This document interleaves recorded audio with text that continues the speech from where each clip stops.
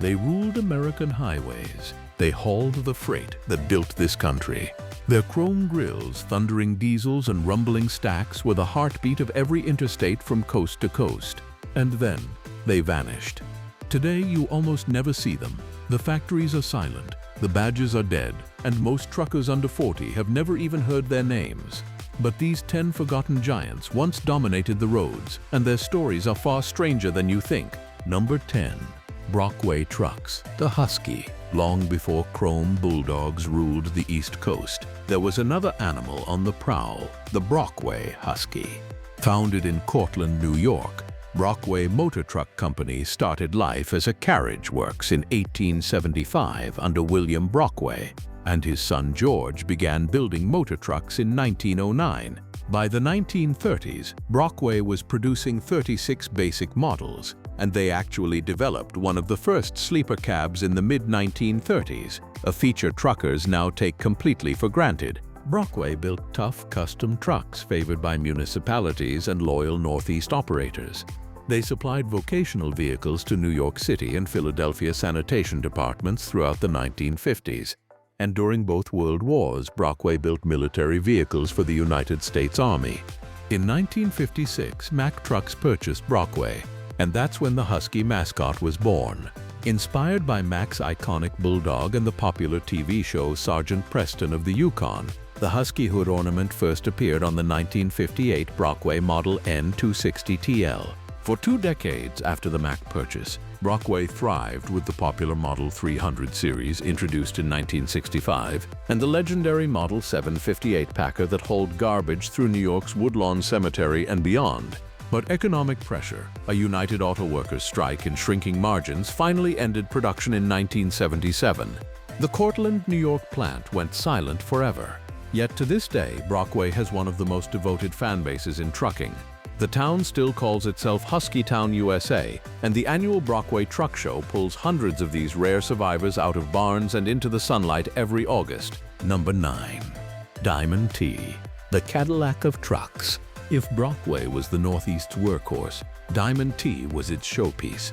Founded in 1905 in Chicago, Illinois, by C.A. Tilt as the Diamond T Motor Car Company, Diamond T started out building high-end touring cars. In 1911, a customer asked Tilt to build a truck, and that single request changed the company forever. By the 1930s and 40s, Diamond T trucks had earned the nickname the Cadillac of trucks because of their stunning chrome grills, polished aluminum trim, and elegant Art Deco styling. No other working truck looked this good. Diamond T supplied thousands of trucks to the United States military during World War II, including the legendary Diamond T 980 and 981, the tank transporters that hauled damaged Sherman tanks back from European battlefields. After the war, Diamond T continued building premium heavy-duty trucks until 1958, when the company was acquired by Cleveland, Ohio-based White Motor Company. White moved Diamond T production to REO's Lansing, Michigan facility. And in 1967, White merged Diamond T with REO to form Diamond Rio Trucks. The last true Diamond T rolled off the Lansing assembly line in late 1966. Over its lifetime, Diamond T produced approximately 250,000 trucks. Today, restored Diamond T big rigs from the 1940s and 50s easily sell for 6 figures at auction, and their gleaming chrome and Art Deco lines still turn heads at every truck show they enter. Number 8. Rio Speedwagon and Diamond Rio. When you hear Rio Speedwagon, you probably think of the rock band. But Rio was once one of America's most respected truck builders. Founded by Ransom Eli Olds, the same man who started Oldsmobile, Rio Motor Car Company began building trucks in Lansing, Michigan in 1910. The Speedwagon, introduced in 1915, was so successful and so iconic that the rock band literally took its name from this truck. Rio trucks earned a reputation for the Gold Comet gasoline engines and bulletproof reliability. Through both world wars, Rio trucks served the United States military, and in the post-war years, Rio became known for medium and heavy-duty trucks that could outwork almost anything on the road. White Motor Company acquired Rio in 1957, and 10 years later in 1967, White merged Rio with Diamond T to form Diamond Rio Trucks. Diamond Rio's flagship was the Royale, A long hood conventional with massive chrome grille and the option of Cummins, Detroit diesel or Caterpillar power. Models like the C116 came with Cummins NTC 335, NTC 350, NTA 370, and Detroit Diesel 12V71N engines. The trucks had a fantastic reputation among owner-operators, but despite excellent products, Diamond Rio was forced into bankruptcy on December 6, 1974. A year later, loyal Pete Primus bought the rights and tried to revive the company in Harrisburg, Pennsylvania. But by the early 1990s, Diamond Rio was gone for good. Today they are among the rarest trucks at any vintage show in America. Number 7. White Motor Company. The original empire. Here's an irony of trucking history. White Motor Company spent decades buying out competitors like Sterling, Autocar, Diamond T, REO, and Freightliner. Yet White itself eventually disappeared. Founded in 1900 in Cleveland, Ohio, White Motor Company started as a steam car maker and quickly became one of the largest commercial vehicle producers in the United States. By the 1920s, White was selling roughly 10% of all trucks made in America. After World War II, White made the bold decision to focus exclusively on heavy trucks and walk away from cars entirely. That move paid off for decades. White's iconic 3000 series, the WC22, the 5000 series cabover, and the legendary 9000 series were everywhere on American highways from the 1940s through the 1970s. A White semi-truck even played a role in the 1949 James Cagney film White Heat. White also had an exclusive sales and service agreement with Freightliner starting in 1951, selling those trucks as White Freightliners through White's massive dealer network. But success bred trouble. Mismanagement and overexpansion through the 1960s and 70s left White financially crippled. Former Ford Motor Company president Semon Bunky Knudsen tried to save the company with new truck lines, but the damage was already done. In 1981, Volvo acquired White's truck operations, and the brand eventually became Volvo White, then White GMC, and finally just Volvo Trucks North America by 1997. The White name, once the dominant force in American trucking, simply faded away. Number 6. Autocar. Trucking's oldest name. Autocar isn't just a forgotten truck. Autocar is American trucking history. Founded in 1899, Autocar was the first dedicated commercial vehicle manufacturer in the United States. Their first commercial truck rolled out of the Pittsburgh, Pennsylvania factory in 1899. Before Mack, before Kenworth, before Peterbilt, before any of them. For over a century, Autocar built tough, specialized heavy-duty trucks for construction, utility, refuse, and severe-duty vocational applications. Autocar's most legendary models were the DC series and the AT series, conventional cab heavyweights with massive radiator grills. These trucks weren't fancy. They weren't aerodynamic, but they were nearly indestructible, and refuse haulers, loggers, and construction outfits loved them. In 1953, White Trucks acquired Autocar, and Autocar continued building specialized trucks under the White umbrella for decades. When Volvo acquired White in 1981, Autocar came along with it. Volvo Trucks North America kept building autocars throughout the 1980s and 1990s, but in 2000, Volvo produced its very last autocar and retired the brand, replacing it with the Volvo VHD and Mack vocational models. The story doesn't end there, though. The Autocar trademark was sold to Grand Vehicle Works in 2001, and a small operation in Birmingham, Alabama still produces Autocar badged severe-duty trucks today. But those are mostly yard tractors and refuse trucks. The over-the-road semi-truck autocar that once dominated American highways is gone forever. Number 5. Marmon. The Rolls-Royce of trucks. If you stood at a truck stop in the 1980s and saw a Marmon roll in, you stopped what you were doing. Marmon trucks were that beautiful? Often called the Rolls-Royce of trucks, Marmon traces its roots back to the Marmon Motor Car Company, a luxury car builder famous for winning the very first Indianapolis 500 in 1911 with the Marmon Wasp. The Great Depression nearly wiped them out, but the company survived by partnering with Colonel Arthur Harrington to build all-wheel drive military trucks during World War II under the Marmon Harrington name. In 1963, Marmon Harrington stopped making trucks. and a new company called Marmon Motor Company was formed in Denton, Texas to revive the brand. Every single Marmon truck was hand-built to the customer's exact specifications. Production estimates vary, but Marmon built only around 300 trucks per year at its peak, with one source noting that 1981 sales briefly skyrocketed to over 900 trucks. The Marmon 57P, the CHDT, and the legendary 125 DHR were powered by big Cummins, Caterpillar, and Detroit diesel engines, and they featured interiors so quiet and well-built that owner-operators swore they rode better than trucks built 15 years later. In 1975, when U.S. law changed to allow 9 additional feet in the legal length of over-the-road trucks, Marmon started building long-nose conventionals to take advantage of the new rules.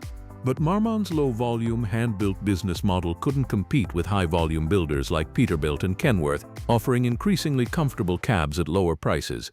The very last Marmon truck rolled off the assembly line in Garland, Texas on February 5, 1997. The production facility was taken over by Navistar's Paystar division. Today, fewer than 1,000 Marmons are believed to survive, and a small but passionate community of Marmon owners still gathers every year in Texas to celebrate the trucks they called the Rolls-Royce of the road. Number 4. GMC Astro 95 and Chevrolet Titan. Here's a forgotten fact that surprises a lot of people. General Motors used to build heavy-duty Class 8 semi-trucks. The GMC Astro 95, also marketed as the Chevrolet Titan, was GM's flagship cabover from 1969 through 1987. It replaced the boxy GMC Cracker Box of the 1959 through 1968 era, and the Astro was a massive leap forward, with rounded body corners, a wraparound windshield, and a wraparound dashboard with gauges in direct sight of the driver. The Astro was one of the most modern cabovers of its time.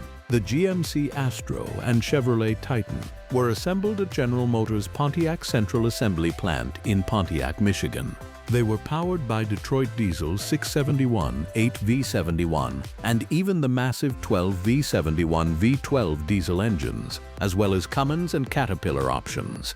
In 1975, GMC introduced a dragfoiler roof spoiler as an option, and by 1983, the Aero Astro package added side fairings, an air dam, and a redesigned grille for better fuel economy. The Astro was famous enough to haul the Space Shuttle Enterprise during certain ground transport operations, and Buster Brown trucks, UPS, Mayflower Moving, and countless other big fleets ran them. The Chevrolet Titan was discontinued after the 1980 model year because Chevrolet dealers struggled to support heavy trucks. GMC Astro hung on until 1987, when General Motors formed the Volvo-GM joint venture and exited the Class 8 cabover business entirely. As of today, GM has not built another Class 8 cabover semi-truck. The GMC Astro was the last big rig General Motors ever made. Number 3. International Harvester Transtar and Emeryville. Long before International was just International, it was International Harvester, the same company that built farm tractors, refrigerators, and even pickup trucks. And throughout the 1960s and 1970s, International Harvester dominated the cabover market with 2 legendary nameplates, the Emeryville and the Transtar. The DCOF 405, nicknamed Emeryville because it was built at IH's plant in Emeryville, California, was the top-selling American Class 8 truck for 4 straight years in the mid-1960s. In 1965, International introduced the CO4000, featuring the wider cab and the famous trapezoidal grille that became the signature of International cabovers for decades. By 1968, the model was upgraded to the CO4070 and rebranded as the Transtar, with engine options including the IHC DVT 573 turbocharged diesel V8, Cummins, and Detroit diesel. The Transtar and Transtar II became absolute icons of American trucking. They appeared in the 1978 movie Convoy, alongside the legendary Mack RS 700L, and they were the backbone of countless fleets through the 1970s. The Transtar II was replaced in 1981 by the more aerodynamic CO 9670, also known as the XL series, sharing doors with the Transtar 4300 conventional. The cabover Transtar bowed out as the Surface Transportation Assistance Act of 1982 increased trailer length limits, killing the demand for short cab cabovers. International continued building the 9670 cabover into the late 1990s before retiring it for good. Today, finding a clean Transtar II is like finding gold. Number 2. Mack F Model cabover. Everyone knows the Mack R model and the Mack Superliner. Everyone knows the Bulldog. But fewer truckers today remember the Mack F model, the company's all-steel cabover that helped Mack dominate long-haul trucking for nearly 2 decades. The Mack F series was Mack's third generation of cabover trucks, and production began in 1962 and ended in 1981. The F model came in a 50-inch day cab and 3 sleeper configurations, 72-inch, 80-inch, and the longer bustle-back 86-inch sleeper. It was offered in F6, F7, F8, and F9 series with Mack's own Thermodyne, Maxidyne, and ENDT series diesel engines, plus the legendary Mack Maxitorque transmissions. The Maxidyne engine, introduced in this era, was revolutionary because it delivered maximum horsepower over a much broader range of engine speeds. That meant truckers could shift less, sometimes using just 5 gears instead of the traditional 10 or more. The F model was Mack's answer to length restrictions that favored cabovers, and Mack ran them hard until 1975, when the company introduced the cruiseliner as the F's high-end successor. Production of the F continued alongside the cruiseliner until 1981, when changing length laws and trucker preference for conventionals like the R model, the Superliner introduced in 1977, and the iconic Mack DM finally killed off the cabover. The Mack F model is one of those trucks that defined an era, then quietly disappeared from American highways. Number 1. Freightliner FLA and FLB cabovers. We finish at number 1 with the truck that almost everyone who drove in the 1970s and 80s remembers fondly. The Freightliner FLA and FLB cabover. Freightliner started in 1929 when Leland James founded Consolidated Freight Lines, and unhappy with the trucks of the era, James built his own. The first Freightliners rolled out in the late 1930s and early 40s, and by 1948, Freightliner had built 40 cabovers in Oregon with the industry's first all-aluminum cabs. In 1951, Freightliner teamed up with White Motor Company in a sales and service agreement. And from that point until 1974, the trucks wore white Freightliner badges on the grille.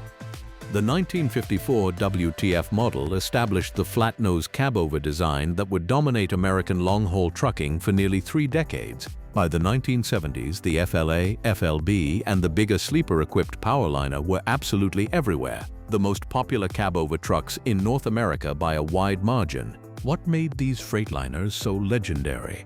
Aluminum construction made them incredibly light, so fleets could legally haul heavier loads. The cab could tilt forward for engine access. The turning radius was tight, and the trucks were reliable, simple, and easy to fix. They were powered by Detroit Diesel, Cummins, and Caterpillar engines, and they ran millions of miles for fleets like Consolidated Freightways, North American Van Lines, and countless owner-operators. But in 1981, Daimler-Benz purchased Freightliner, and that same year, length laws across America began to loosen. The 1982 Surface Transportation Assistance Act increased legal trailer lengths, making short cab cabovers unnecessary. Drivers also wanted the comfort and ride quality of conventional long-hood trucks. By the early 2000s, North American cabover sales had collapsed, and Freightliner ended cabover production for U.S. customers in 2005.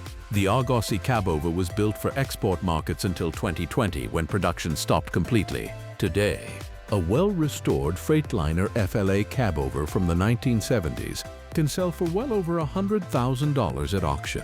And there's an entire community of collectors and owner-operators who buy them up, restore them, and even haul freight in them. They are rolling pieces of American history. If this video brought back memories or taught you something new about American trucking history, hit that like button. Subscribe for more deep dives into the lost legends of the road, and drop a comment with the forgotten truck you remember most. We'll see you on the next one.